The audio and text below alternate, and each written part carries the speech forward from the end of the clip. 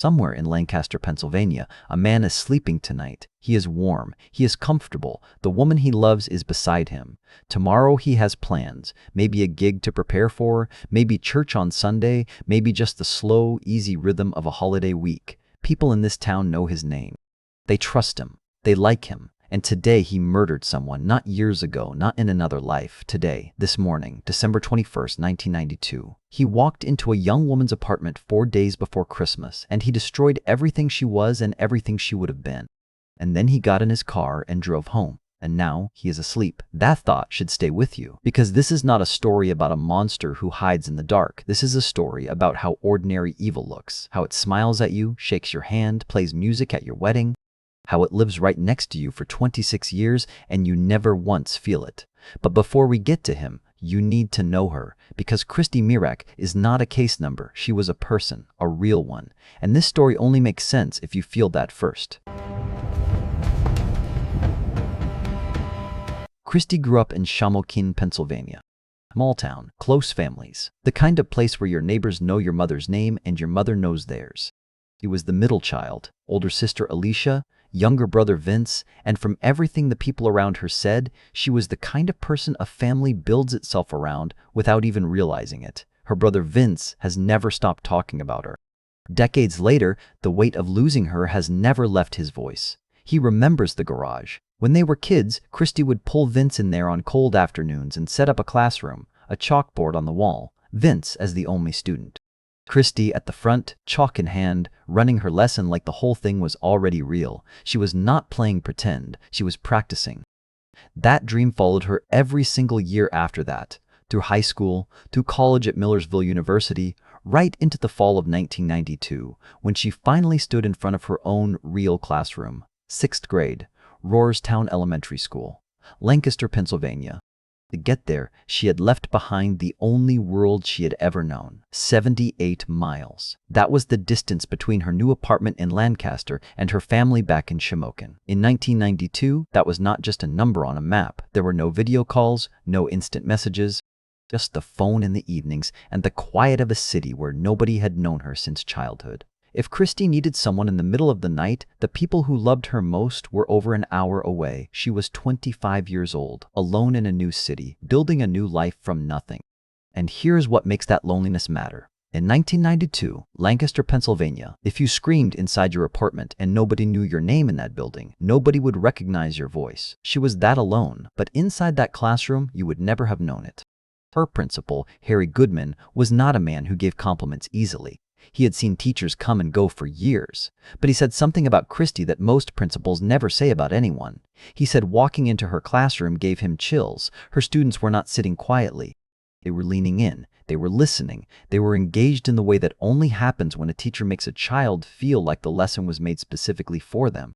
At 25 years old, in her first real years of teaching, Christy had already found what most educators spend decades searching for. She wasn't just good at her job, she loved it in a way that came through the walls. Which is what makes the evening of December 20th, 1992, so impossible to read without your chest tightening. The night before the last day of school before Christmas break, outside, Lancaster was locked inside a Pennsylvania December, the kind of cold that doesn't ask permission. Frozen grass, gray sky, the kind of quiet that settles over a town when winter gets serious. Inside her apartment at Greenfield Estates, Christy was working. She had bought 24 copies of the same children's book, a paperback called Miracles on Maple Hill. One for every student in her 6th grade class. She wrapped each one individually. She placed a candy cane on each package. And then, because that still wasn't enough, she picked up a pen and wrote a note for every single one. 24 times. In her own handwriting, she wrote the same words, wishing you a very Merry Christmas and a great 1993. She wrote that year, 1993, 24 times, a year she was looking forward to. A year full of lesson plans and new chapters and all the things a 25-year-old woman with her whole life still ahead of her thinks about when December feels bright and a new year is almost here. She never saw it. She sat in the quiet of that apartment pressing down tape, tucking in candy canes, writing the future in ink, completely unaware that someone had already decided her future was over. While the wrapping paper crinkled and the peppermint smell of those candy canes filled the room, while her handwriting dried on those 24 little cards, the clock was already running out, not on 1992, on her. Those 24 wrapped books would be found the next morning, scattered across her living room floor. December 21st, Monday, 7 a.m. Her roommate Mary Lecco got ready and walked out the door. Christy was awake. She was dressed, coat on, gloves on, the bag of gifts sitting right there, ready. She usually left at 7:45. The morning was still, no traffic yet, just the sound of a Lancaster winter, frozen ground, cold air, the kind of silence that feels like the whole world is holding its breath. At 7:15, a woman in the complex stepped outside to walk her dog. The ground was hard under her feet. She crossed the parking area and noticed something, a light-colored car sitting in the overflow lot directly across from Christy's townhouse. A man climbed out, white male, muscular, stringy dark hair. He walked across the street straight toward Christy's door. He didn't think much of it. And then, minutes later, something cut through that frozen silence. A scream, high-pitched, sudden, gone almost as fast as it came. The kind of sound that doesn't belong in a quiet Monday morning. The woman looked toward Christy's apartment. Everything was still again. That scream was the last sound Christy Mirack ever made. What nobody knew that morning, not Mary, not the dog walker, not the 24 students waiting at Roarstown Elementary with empty desks and no idea, was that the man who stepped out of that car had not chosen this apartment randomly. He knew this building. He knew this door. He knew exactly when Mary left. He knew the 45-minute window that opened every single morning when Christy was completely alone. He had been watching her. For months, he had stood outside. He had studied her routine. And on the coldest morning of December, when the whole neighborhood was still half asleep and the frozen air hid everything, he made his move. When Mary pulled that door shut at 7 a.m. and walked to her car, she had no idea she had just given him exactly what he had been waiting for. What Harry Goodman found when he arrived at Greenfield Estates 2 hours later, that is where this story gets hard to hear. And the man sleeping peacefully in Lancaster tonight, you already know he exists. What you don't know yet is how long he stayed invisible and what it finally took to find him. Harry Goodman was not panicking when he got in his car that morning. He was confused. There is a difference. In all his years running Roarstown Elementary, Christy Mirack had never once disappeared without a word. She was the teacher who arrived before the building opened, the one who stayed after everyone else had gone home. Missing a Monday, 4 days before Christmas, with gifts packed and students waiting. That was not Christy. That was not even close to Christy. But people have bad mornings. Cars break down. Alarms fail. He drove toward Greenfield Estates telling himself exactly that. Maybe she was on the side of the road somewhere between home and school, standing next to a flat tire in the December cold, frustrated and late and already calling for help. He would pull up, help her out, and they would both laugh about it on the drive-in. He watched both shoulders of the road the entire way. She was not there, and the closer he got to her apartment complex, the quieter that hopeful story became. He pulled into Greenfield Estates just after 9 a.m. He saw her car immediately. It was right there, parked exactly where it always was, sitting untouched in the lot. But it was the windows that stopped him, completely iced over. That kind of frost only builds up on glass that has not moved in hours, sitting still in below freezing air since before the sun came up. Christy had not left for work. She had not left at all. Harry stepped out of his car into the cold. The complex was silent around him. That specific weekday morning silence. Everyone already gone, the world already moving, leaving behind only empty parking spaces and the sound of frozen ground under his shoes. He walked toward her unit. His breath came out in small white clouds and disappeared into the gray December air. Then he saw the door, not broken, not wide open, just not closed. Sitting slightly ajar, barely an inch, the way a door looks when someone left in a hurry and the latch did not catch. A small detail, easy to miss on any other morning. Harry stood there for a moment, looking at it. He rang the doorbell. The sound vanished into the silence inside. He knocked, his knuckles against the wood echoing in a hollow, empty way that did not feel right. He called her name. Christy. The word went in and did not come back. He knocked again, harder. Called again, louder. Nothing moved inside that apartment. Nothing answered. Just that thin strip of darkness between the door and the frame, and the cold pressing in from behind him. He pushed the door open and stepped inside. The first thing he saw was the floor. Books. Everywhere. 24 paperback books thrown across the living room. Wrapping paper torn and crumpled. Candy canes snapped in pieces. Small handwritten cards face down on the carpet.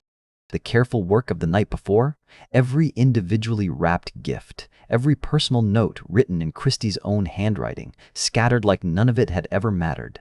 His eyes moved across that floor and found her. She was lying there in the living room, coat still on, gloves still on. He had been completely ready to walk out the door, dressed for work, dressed for the cold, the bag of gifts she had packed the night before now emptied and thrown around the room. She was not moving. She was not going to move. Harry Goodman stood in that doorway and understood. He said later, years later, voice still unsteady, that what he saw in those few seconds never left him, that for years afterward he would wake up in the middle of the night, screaming, seeing that room again. That the trauma of that one morning lived inside him like a wound that never fully closed. A principal's job is to protect, to keep the building safe, to keep the people in it whole. He had driven to that apartment hoping to find a flat tire.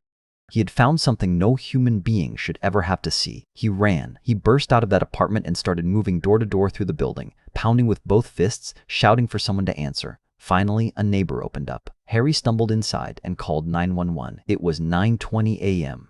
Police arrived within minutes and began reading the room the way detectives are trained to, not as a scene of grief, but as a story written in evidence. The first thing they noted, no forced entry. The door was not broken. The lock was not damaged. Christy had opened it herself. She had stood at that threshold on a freezing Monday morning, coat on, gloves on, gifts packed and ready, and she had opened her own front door. What came next was written in the scuff marks on the floor, on the door frame, on the door itself. The attack had started right there at the entrance. Immediate, explosive, no time to react. The struggle had moved from the doorway into the living room, and somewhere in those few feet, Christy had reached for anything she could find. She tried to defend herself with what she could find, but she was eventually overpowered. The struggle ended in the most tragic way possible inside that living room. The medical examiner confirmed that her life was taken by force. She had also been subjected to a brutal, personal attack. She was still wearing her coat and gloves when they found her. She had been seconds from walking out that door. Detectives canvassed the complex immediately, and a neighbor came forward. A woman who had been outside that morning with her dog at approximately 7:15 a.m. Mary Lecco had left the apartment at 7 a.m. The man was seen approaching at 7:15. The scream came shortly after. Christy's usual departure time was 7:45, 15 minutes. From the moment he arrived to the moment it was over, 15 minutes. In the time it takes to make a cup of coffee, a life had ended in that apartment, and he had walked back out into the morning like nothing had happened. Police developed a composite sketch from the witness description. The vehicle, light-colored, possibly a white compact, was logged and circulated, and then forensics got to work on what the killer had left behind. He had left a great deal behind. DNA on Christy's body, DNA in drops of blood found around the scene, and critically, biological material on the carpet directly beneath where she had been lying. Investigators cut that section of carpet out entirely, bagged it, and sent it to the lab. A DNA profile came back, strong, clean, specific enough to identify one single person on Earth. It was entered into CODIS, the FBI's national DNA database, and the search began. Nothing came back. Here is what that silence meant. CODIS had only existed for 2 years. It had been created in 1990, and in 1992 it held almost nothing. Only DNA from people convicted of crimes in that 2-year window. If you had never been convicted of anything, your DNA was simply not in there. His wasn't. Think of it this way. The killer had left a message inside that apartment, his complete biological identity, everything science would ever need to find him, preserved on a piece of cutout carpet in a Pennsylvania evidence locker. A message written in the most precise language that exists. But the technology that could read that language was still 26 years away from being invented. He had signed his name on the day he walked in. The world just did not yet know how to find him. They had his DNA. They had his entire identity locked inside 4 letters of biological code. They just did not have his name. And that name would stay hidden while he drove home that afternoon, while he climbed into bed that night, while he woke up the next morning and the morning after that, free, anonymous, and completely invisible inside the community that trusted him. The investigation was just beginning, and the first place detectives looked for answers was someone much closer to Christy than anyone had expected. By the time December turned into January, Lancaster had changed, not visibly, not in any way you could photograph. But you could feel it in the small things. Deadbolts turned twice at night. Porch lights left on until morning. Parents who used to let their kids walk home from school now waited at the door and watched until they were inside. A neighborhood that had always felt safe was now asking itself a question it had never had to ask before. Who is living next to me? The police had a DNA profile, a composite sketch, and a 45-minute window. What they did not have was a name. And in the absence of a name, suspicion spread the way cold air does, quietly, into every corner, touching everyone. The first name that surfaced came from the school itself. The day after Christy's murder, December 22nd, a man walked into Rohrerstown Elementary carrying flowers. He asked to see Christy. He said he was a close friend just stopping by to say hello. Christy's death had been on every news station in Lancaster. It had made national headlines. The entire school was in mourning. Students had been told. Staff had been told. The community knew. This man apparently did not, or at least that was what he claimed. Staff found it deeply strange. A close friend who didn't know she was dead? They called the police. And the next day, the same man called the school again, this time asking whether there were counseling services available for people grieving Christy's loss. The principal told him he was not welcome and to stop calling. When detectives looked into him, what they found made the hairs stand up. His name, at least what people called him, was Dagger. He was not Christy's age. He was not single. He was a married man, 20 years older than her, living in another state. And Christy had been seeing him secretly, a relationship so hidden that she had told only 1 or 2 people about it. Even her closest friends hadn't known the full picture. But that was not the most alarming part. 2 days before her murder, Christy had ended it. She had broken things off, told him it was over, and cut contact. 2 days later, she was dead. Detectives brought him in. The timeline, the secrecy, the suspicious behavior at the school, everything pointed in one direction.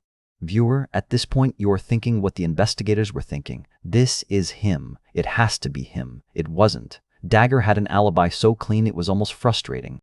On the morning of December 21st, he had been in Virginia, hours away, getting the address changed on his driver's license. A government record, time-stamped, verifiable. He submitted to a polygraph. He passed. He voluntarily gave his DNA. No match. He was ruled out completely. And the investigation, which had felt for a brief moment like it was about to close, opened back up wider than before. The next person detectives looked at was someone even closer to Christy, Harry Goodman, her principal, the man who had found her body. Here is the logic police were working with. There was no forced entry. Christy had opened that door herself, which meant she likely knew, or at least recognized, whoever was standing on the other side. And Harry Goodman was someone who knew her schedule, knew her apartment address, and had been the one to discover her.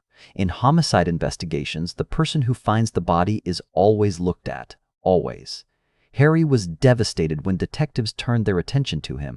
He had driven to that apartment out of genuine fear for someone he respected deeply. He had found something that broke something inside him permanently, and now he was being asked to prove he hadn't done it. He cooperated fully. He gave his alibi. He submitted his DNA. He passed a polygraph. No match. Cleared. 2 suspects, 2 dead ends. And the real killer had not even registered as a name on anyone's list. The investigation widened. Detectives interviewed 500 people in the first phase, then kept going. By 1995, 3 years after the murder, that number had reached 1,500.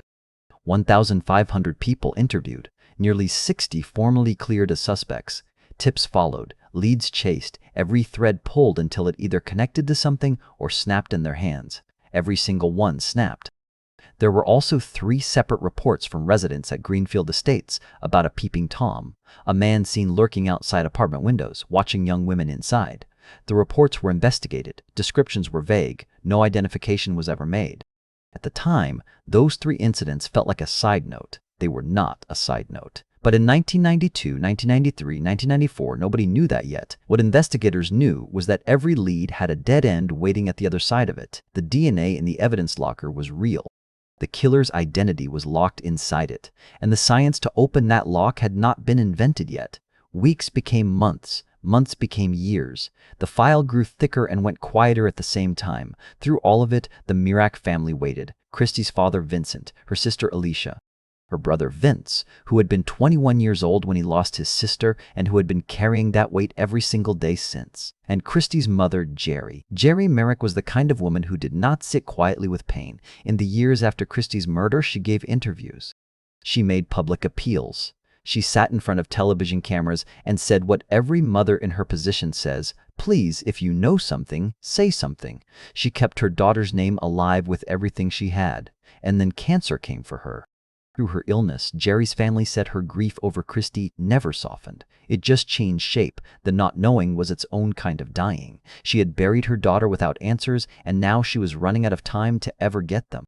In her final months, she made one last public plea. One more interview, one more appeal to anyone who might know something, one last attempt to give her daughter what she deserved. In November of 2002, Jerry Mirack died, 10 years after Christy.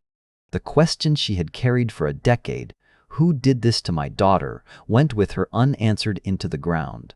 There is a particular cruelty in that. A mother who spent 10 years fighting for justice and died before it arrived. It is the kind of cruelty that has no explanation and no comfort. But before she died, Jerry had asked something of her son Vince. "Don't let this go." And Vince Mirack, who had grown up watching his sister run that imaginary classroom in their garage, who had been 21 years old when the phone call came, who had spent a decade watching his mother fight and his family fracture, made her a promise. He was not going to let this go. The case file was cold. The leads had dried up years ago. The police were not abandoning it, but they had nothing new to chase. Christy's killer was out there somewhere, living his life, untouched and unnamed. But Vince had made a promise to a dying woman. And that promise was about to become the thing that kept this case alive long enough for science to finally catch up. The investigation had gone cold, but the right person was still fighting. And the tools that would eventually find Christy's killer, those were coming. Just not yet. The world did not stop for Christy Mirack. It never does. That is the brutal truth about unsolved cases that nobody talks about enough. The investigators move on to new cases. The news cycle moves on to new stories. The neighbors who double-locked their doors in January of 1993 eventually started leaving them unlocked again.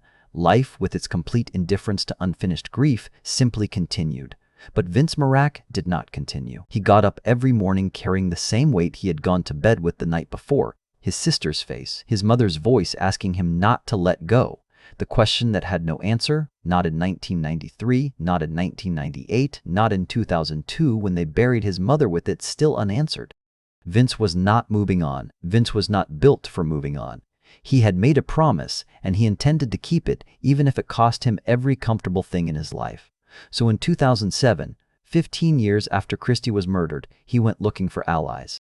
He found them in another family carrying the same wound. Lindy Biechler had been murdered in Lancaster County in December of 1975, 17 years before Christy. Same county, same cold, same unanswered silence that followed. Her family had been living with that silence for over 3 decades.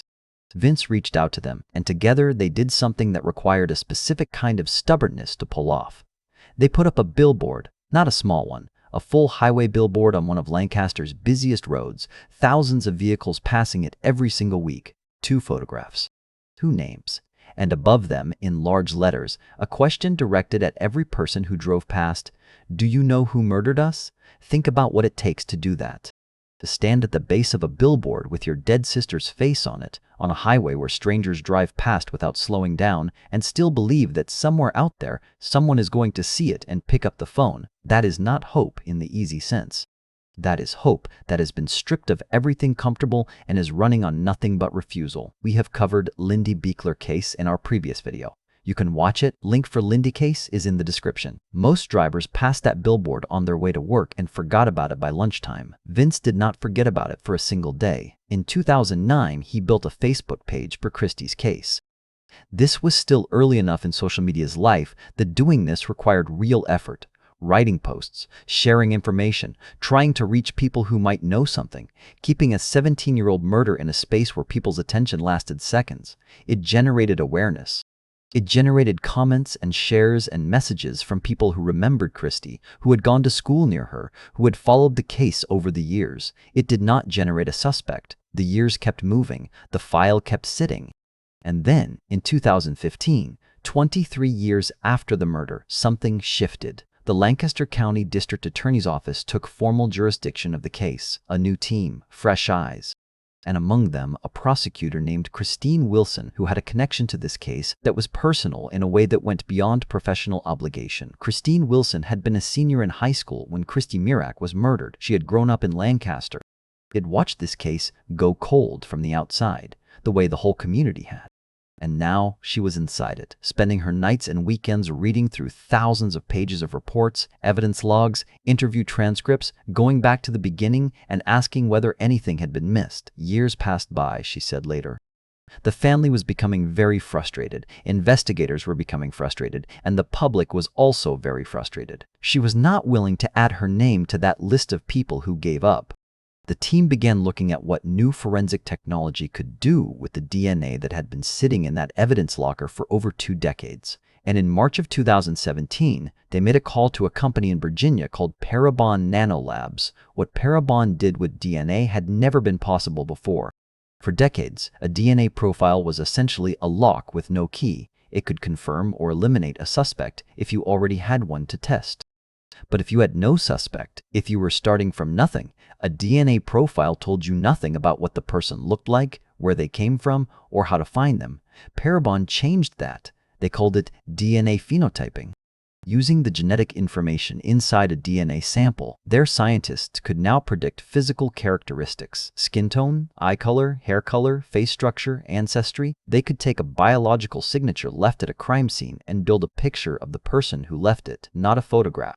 Not a certainty, but a face. By November of 2017, Parabon had used the DNA from Christie's crime scene to generate 3 composite images: what her killer likely looked like at age 25, at age 45, and at age 55. The Lancaster County DA's office held a press conference and released all 3 to the public. Vince Mirack took those images and went through every face he had ever known. He described it later as gut-wrenching. He would look at the composite and think of someone, a face from his past, someone he had crossed paths with, someone Christy might have known, and then sit with that terrible question: could it be him? He went through those images over and over with people he had grown up with people Christy had known, running the faces of a lifetime against a computer-generated sketch and hoping something would click. Nothing clicked. Tips came in from the public. Investigators followed every one. Each lead dissolved into nothing before it got anywhere. The face was there, the structure, the features, the ancestry markers Parabon had identified. But a face without a name is still a ghost. The sketch had given them a picture of the man who killed Christy Mirack. They just could not find him in it. 4 months passed. And then, in April of 2018, 3,000 miles away in California, a 72-year-old former police officer named Joseph James D'Angelo was arrested in his driveway. He was the Golden State Killer, responsible for at least 13 murders and over 50 assaults dating back to the 1970s and 1980s. One of the most hunted criminals in American history, and he had been living in a quiet Sacramento suburb, completely invisible, for decades. The tool that finally found him was not a tip. It was not a witness. It was not a confession. It was genetic genealogy, a technique that took crime scene DNA, uploaded it to a public genealogy database, and used the matches that came back to build a family tree. Not the killer's tree directly. The trees of his relatives, cousins, second cousins, people who had voluntarily submitted their own DNA to ancestry websites and worked backward from those branches until it pointed to one person. The arrest sent a shockwave through every cold case unit in the country. In Lancaster, Pennsylvania, Christine Wilson and her team looked at each other and understood immediately what it meant. They had DNA, they had a profile, they had Parabon already working the case. The lock had been there for 26 years. Someone had just invented the key. They were weeks away from a name. They just didn't know it yet. And the man who had been sleeping peacefully in this same town for 26 years was about to make one small, careless mistake at an elementary school of all places. That would end everything. C.C. Moore was not a detective, no badge, no degree, no office. She was a self-taught genealogist, a former actress who had fallen into family research years ago and never climbed back out. She worked from home, built family trees on a laptop, and had a skill that no police academy on earth was teaching yet. After the Golden State Killer arrest in April 2018 proved that genetic genealogy could break a cold case wide open, the Lancaster team moved immediately. They took the DNA profile from Christy's crime scene, the same biological signature sitting untouched in an evidence locker since 1992, and uploaded it to GED Match, a public website where people voluntarily share their DNA to find relatives. The logic was surgical. If any blood relative of the killer had ever submitted their DNA to this database, the system would flag a partial match. Not the killer directly, someone connected to him. And from that connection, a skilled genealogist could build outward, eliminate branches, and follow the tree until only one person was left. Cece Moore received the file and got to work. She said later, simply, "I felt really drawn to Christy's case. He seemed like somebody that I would have liked." The first hit came back quickly. A partial match, not the killer, but a half-sister who had uploaded her own DNA with no idea what it was about to set in motion. Cece began building the family tree around that match. Terrebonne's phenotyping had already told her something specific about the killer's ancestry: Northern European from his mother's side, Puerto Rican from his father's. That combination narrowed the search considerably. As Cece traced the branches forward, they kept pointing to the same place: Lancaster, Pennsylvania. The killer had never left. He had been in this city the entire time, living, working, breathing the same air as Christy's family, while they grieved and searched and slowly ran out of hope. But a family was not a name. She needed to find a specific person. And the man she was looking for carried his mother's surname, not his father's. His Puerto Rican heritage was invisible on paper. She was searching through records for a man whose ancestry only told half his story. Then she found the article, an old piece from a Lancaster newspaper. A local profile, the kind of feature a community paper runs on someone moderately well known. Somewhere inside it, almost in passing, the subject mentioned that he enjoyed cooking Puerto Rican food because his father was Puerto Rican. Cece read that sentence and felt everything lock into place. "That was it," she said. "That was the final piece I needed." Raymond Charles Rowe. Lancaster knew that name. Rowe had been a fixture in this city since his teens, breakdancer in the 1980s.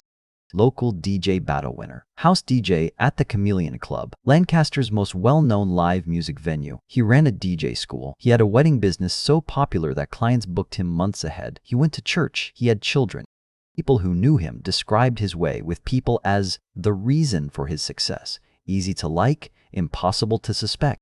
And just months before he murdered Christy Mirack, he had co-organized a community rally on Lancaster Square called Stop the Violence, an event designed to steer young people away from crime. He organized an anti-violence rally. Then he committed a murder. Then he walked back into this community and kept performing at weddings for 26 more years without a single person knowing. That is not a monster hiding in the dark. Monsters are visible if you know where to look.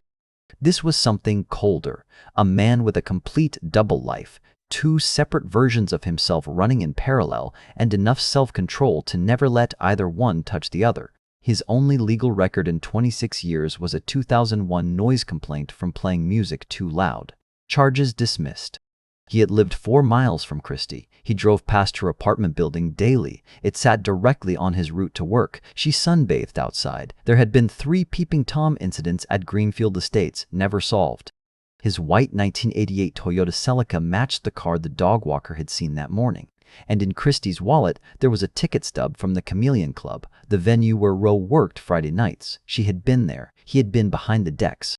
At some point, their worlds had crossed, and something in him had fixed on her. Cece gave law enforcement Rowe's name on May 14, 2018, but a name alone could not make an arrest. They needed his DNA, a direct match against the profile in that evidence locker, and they could not ask him. If he knew they were coming, he might run. They needed his DNA without him knowing it was being taken, so they watched him. On May 31, 2018, an undercover surveillance team followed Rowe to Smoketown Elementary School, where he was performing at a school event. An undercover officer was inside, watching him move through the crowd, watching him set up, watching him work. The event ended. People left. Rowe gathered his equipment, walked toward the exit, and did something completely thoughtless, the kind of thing a person does dozens of times a day without registering it. He tossed a water bottle he had been drinking from into a bin. He spat his chewing gum into a cup and dropped that in too. The undercover officer waited until Rowe walked out the door, then retrieved both items from the bin. The samples went to the Pennsylvania State Police Crime Lab. When the results came back, they confirmed Raymond Rowe's DNA matched the DNA found on Christy Mirack's body and on the carpet beneath her, with odds so staggering they eliminated every other possibility on Earth. On June 25, 2018, police arrived at his home on Whittier Lane. 26 years after that Monday morning in December, Raymond Rowe was handcuffed at his own front door. He denied everything, said he had never known who Christy was. On January 8, 2019, he stood in the Lancaster courtroom and pleaded guilty: first-degree murder, rape, burglary. Vince Mirack stood up and faced him. 26 years of billboards and Facebook pages. 26 years of a promise made to a dying mother. 26 years of waking up every morning carrying the same weight. He looked at the man who had taken his sister and said, "You spent the last 25 years watching as my family pleaded for answers. You took away our joy, our security, our love for a Christmas holiday that will never be the same. But most of all, you took our Christy."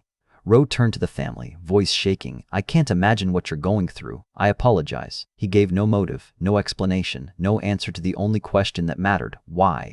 Later, he would try to withdraw his plea, claim his lawyers pressured him, claim he and Christy had been in a consensual relationship, claim someone else had killed her after he left. In an earlier interview with his own defense team, he had used a single word to describe what happened that morning: napped. Every appeal was denied. Life without parole, plus 60 to 120 years. Raymond Rowe now sits in the State Correctional Institution at Weimar, Pennsylvania. He will die there. Where Rohrerstown Elementary once stood, there is a memorial garden now.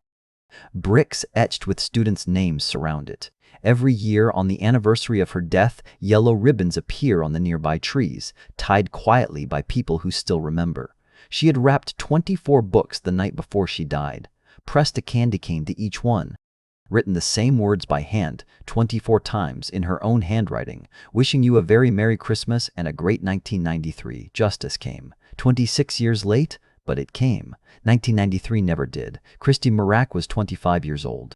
She had her coat on and her gifts packed and her whole life ahead of her, and it was stolen in 15 minutes. I want to ask you something before you go. When you think about Raymond Rowe, a man who lived in the same community, shook the same hands, played music at people's most joyful moments, for 26 years, what does that tell you about how well we actually know the people around us? And do you think Vince Mirack's refusal to let this case die was what ultimately kept it alive long enough for the science to catch up? Would justice have ever come without him? Leave your thoughts below. Say her name. That is the least she deserves.